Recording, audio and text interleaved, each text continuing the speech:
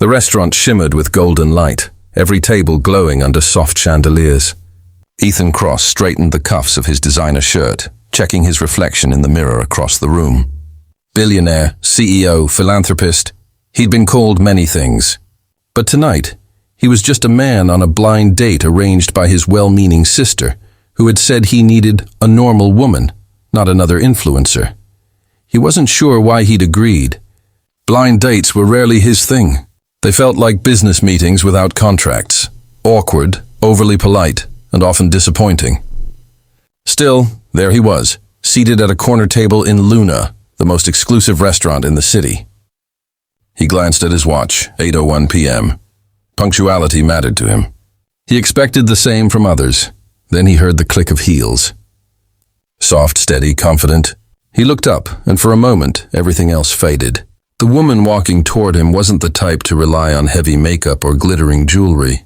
She had a quiet grace, an air of self-assurance that drew his attention more than any designer gown could. Her dark hair fell neatly over her shoulders, and her eyes, deep, familiar eyes, met his with something unspoken. "Ethan Cross?" she asked, her voice calm yet trembling at the edges, as if holding back years of memories. He rose to greet her. "That's me.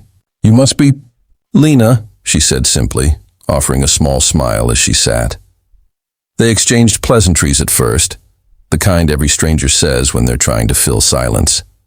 He asked about her work, and she said she was in education.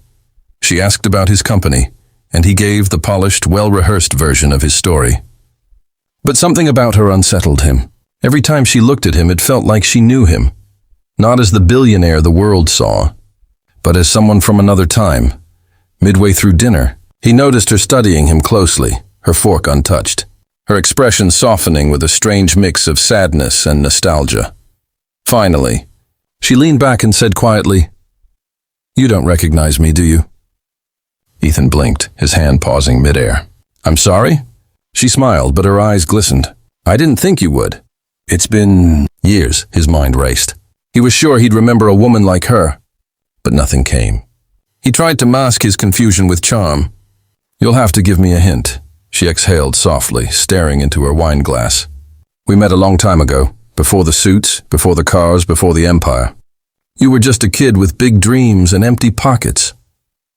Something flickered in his memory. Dusty hallways, laughter echoing in a small-town library, a girl sitting beside him, sharing her last sandwich when he couldn't afford lunch. "Wait," he whispered. "Lena, from Westbrook?" Her eyes met his, and that was all the confirmation he needed. His breath caught. You were the girl who helped me with that scholarship essay." "I was," she said softly. "You were so determined to leave that town, and I believed you would. You told me one day you'd own skyscrapers, and I told you not to forget people like me." He sat back, silent for a moment. "I didn't forget," he said quickly. But even as he spoke, guilt crept up his spine, because he had forgotten. Years of ambition had buried memories under layers of success. He had built an empire, yes, but in doing so, he had erased the faces that had helped him climb. Lena smiled, not accusingly but knowingly. "You didn't remember me when you became famous. I saw your interviews, your charity galas, your name on magazines. I thought maybe you'd call." "But you didn't." Ethan's throat tightened. "Lena, she raised a hand gently. "It's okay. People change. I changed too." They sat in silence for a moment, the clinking of glasses around them filling the air. Finally, Ethan leaned forward. "Why agree to this date then?" "Why now?" Her expression softened. "Because I wanted to see if you were still the boy I once knew. The one who dreamed, not the man who hides behind money." He looked away, the weight of her words heavy on his chest. No one had spoken to him like that in years. Most people either feared him or flattered him. But Lena, she saw through the polished facade. Dinner passed in a haze of shared memories. They spoke about the old town, about the teachers who believed in them, about how both of their lives had turned out so differently. Ethan realized she wasn't bitter. If anything, she seemed at peace. "I teach at the same school we went to," she said, smiling softly. "Kids there remind me of us.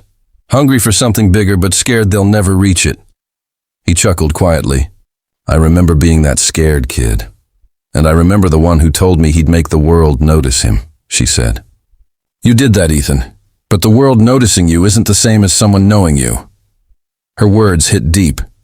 He'd spent years building walls of success, golden, impenetrable walls that no one could breach. But now, for the first time, someone was quietly walking through them without force, just presence. When dessert arrived, he pushed the plate aside, looking at her with genuine curiosity. Do you hate me for forgetting? Lena shook her head.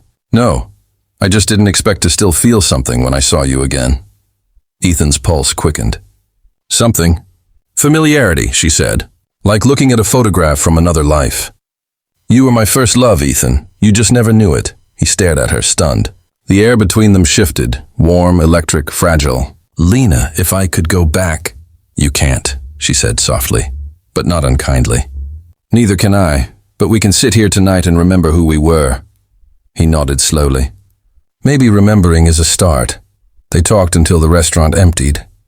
When she finally stood to leave, he walked her to the door. The night air was cool, and for a moment, it felt like the years between them melted away. As she reached her car, he called out, Lena! She turned, smiling faintly. Don't disappear again, he said. I never disappeared, she replied. You just stopped looking, and with that, she was gone, leaving him standing beneath the city lights that once symbolized everything he thought he wanted. That night, for the first time in years, Ethan didn't check his phone or read market reports. He sat by his window watching the skyline, wondering how many people he'd left behind, chasing a dream that suddenly felt smaller than the girl who once believed in him. He didn't know if he'd see her again. But he knew one thing with absolute clarity. That was no ordinary blind date. It was a reminder. A second chance wrapped in quiet grace. And maybe, just maybe, the beginning of something real.